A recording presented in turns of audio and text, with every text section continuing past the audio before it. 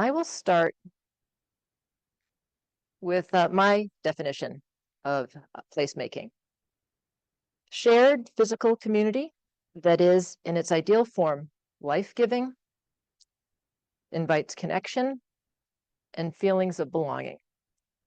And that certainly comes out of the work that my organization does with now 143 communities in this country and about another 75 in 5 other countries, specifically around how do we make homelessness rare and brief.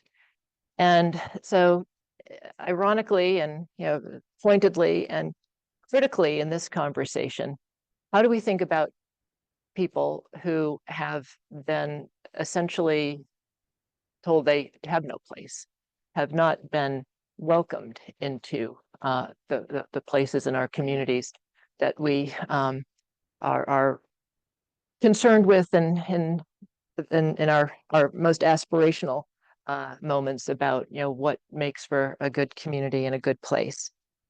And what is, I think, important as far as understanding, to Dan's point, the process that we've learned with all of these communities that voluntarily join this problem-solving network called Built for Zero, is that the key to changing this equation for actually helping communities become places where there are places for everyone, and there is,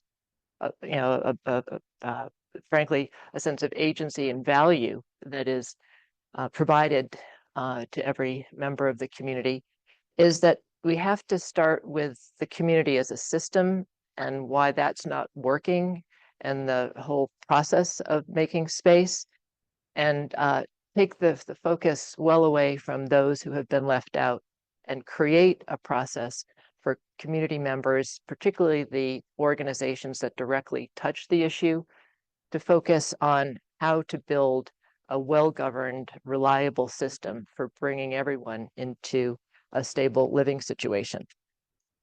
And key to this, and I think Dan hinted at it, was I think a process of deep knowing, which begins with helping these community teams, which usually begin with the Coalition of Not-for-Profits, the Housing Authority, the VA for veteran homelessness, the mayor's office, the county executive, helping that group function as a single team and be informed by in terms of what they need to do to make homelessness rare and brief, by people experiencing the problem, who must be known by name in real time. That this kind of recentering the person in this process is the key to the progress that's being made. We now have 46 communities in this country who are measurably and steadily reducing homelessness, even against our crazy and critical housing shortage. And also 14 of those communities that have reached what a measure that we have come to call functional zero, which means that the community has sustained an ability to stay ahead of the problem, has shifted more and more of its resources upstream, so that it's for subpopulations, either veterans and or chronically homeless individuals or families. And so those proof points are emerging that we really can get there when communities work in new ways. So one of the things that I'm going to sort of start with and then come back to at the end is governance. What is really different about this approach is the same thing that makes people's behavior, and this is, I could have picked almost anything. This is a group of folks working on an Ebola outbreak in West Africa.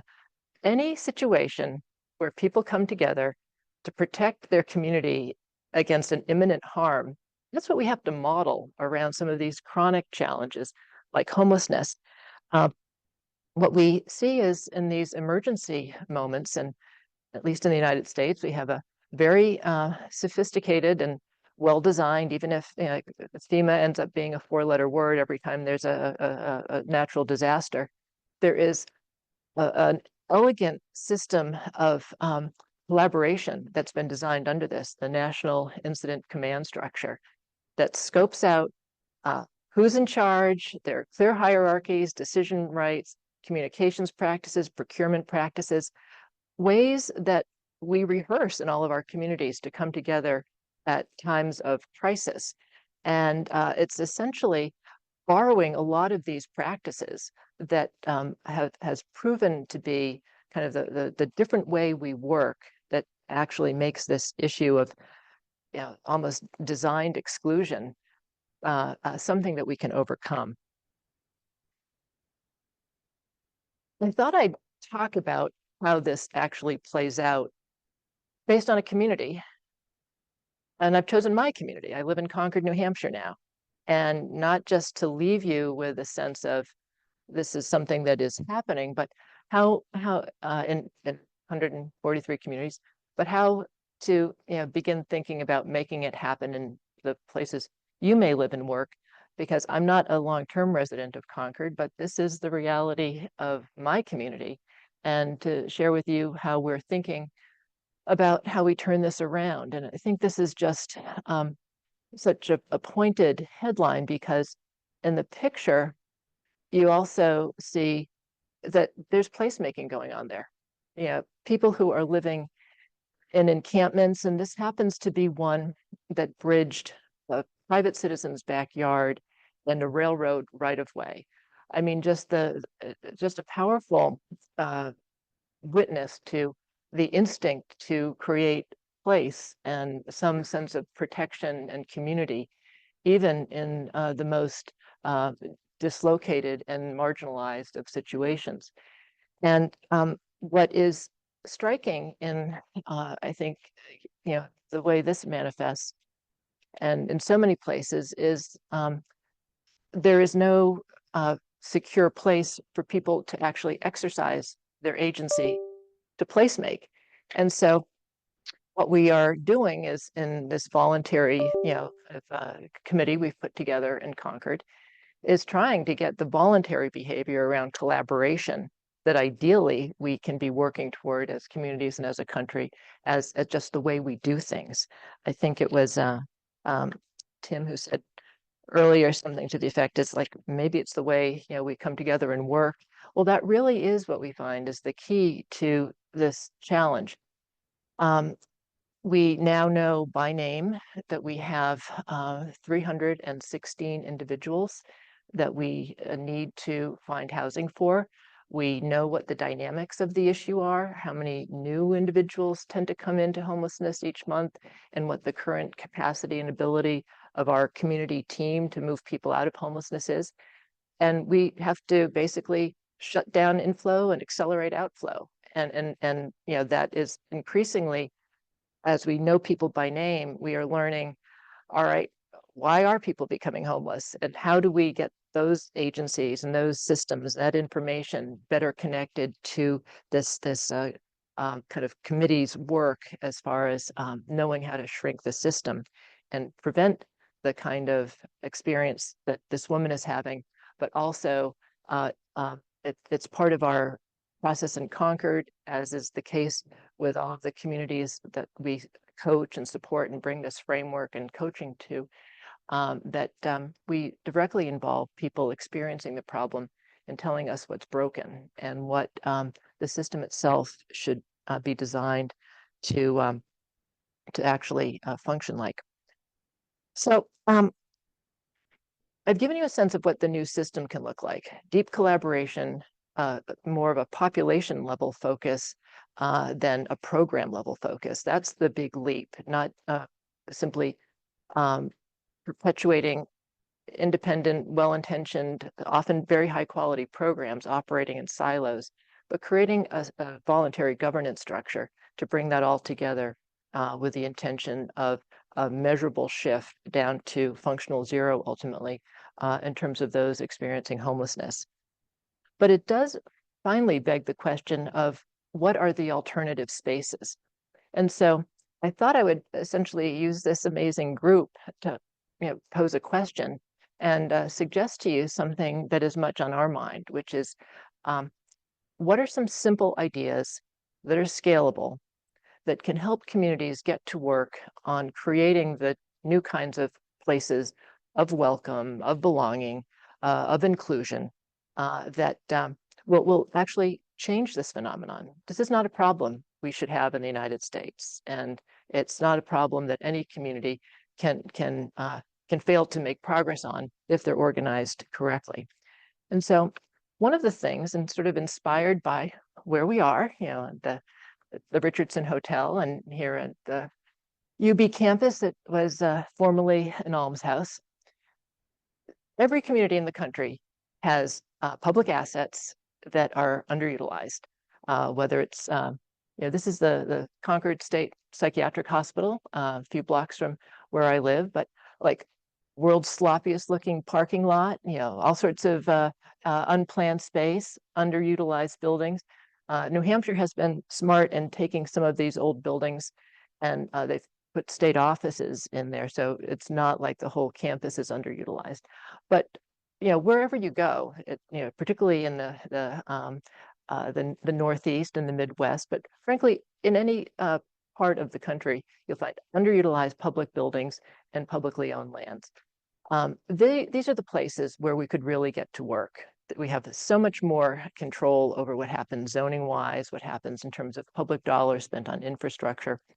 And so this idea really interests us. And so I'd be curious, again, in the spirit of simplicity, we can basically hold our head in our hands with weariness about the kinds of zoning and land use and political barriers to development.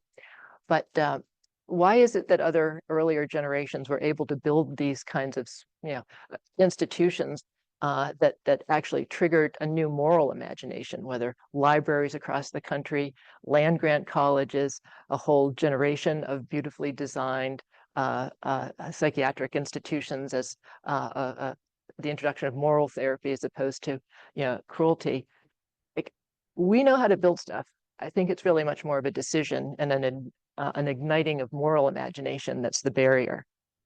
And then just to extend the theme, in all of these cases, two more partially used New Hampshire institutions. This is former TB sanitarium, the juvenile justice facility that they're closing down. The other thing from a political standpoint, these are already facilities that are they've been, neighborhoods have grown around them, and you do not have the same kind of challenge of introducing kind of new uses. But what they also afford, we think, and many people have touched on it, we just need better ways of thinking about density and experimenting with density, and what are the new kind of patterns of development and forms of housing and other uses. And these are also places, given kind of the sprawling footprints that many have, even as I'm looking around the campus here, where you can do some of the kind of experimenting that you find in other cities that may, especially internationally, where there are different assumptions about private space, different kind of approaches to imagining what per house zoning should look like, and the kinds of really attractive placemaking opportunities that involve a new way of thinking about design. These large public assets and these publicly owned spaces, could be the kinds of opportunity, could present the kinds of opportunities that could lead to yet another level of imagining of where are there potential public spaces and opportunities for density that could enhance neighborhoods in the case of properties in private control. And I think it's interesting, and here's yet another view from Concord. It's a little hard to see, but I think we find in our older cities that this kind of imagination about how we make space for people, how we, kind of use our assets differently, how we imagine that we start with the principle of making space for everyone, and then we worry about some of the land use issues as opposed to one preceding the other.